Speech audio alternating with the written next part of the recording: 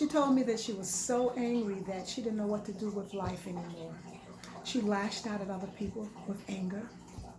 There were times that she would lay in the bed and be depressed for days and days, and no one would check on her. She would just be there. People thought she was just cooling out or chilling out.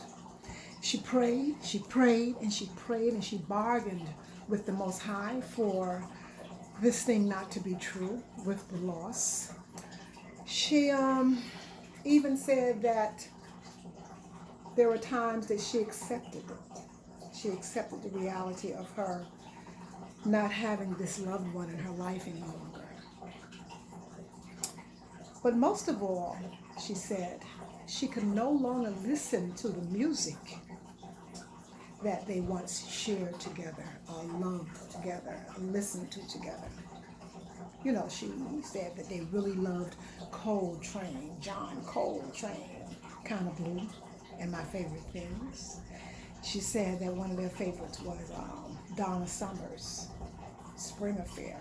Now she said that Spring Affair with Donna Summers brought her to tears, and she would cry and cry and cry until she couldn't cry any longer, and that's when she would become depressed.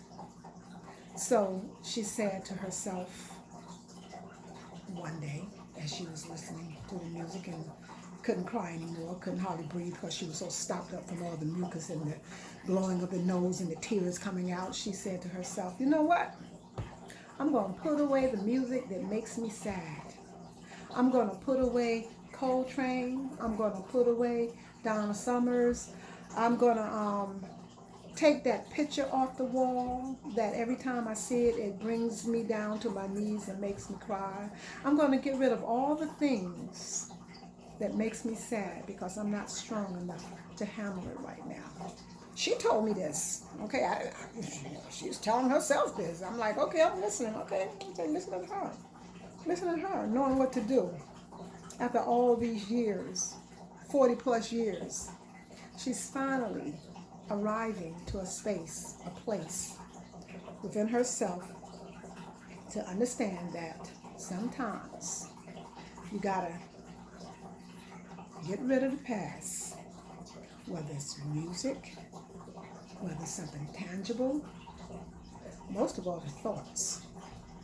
And then you gotta love yourself enough.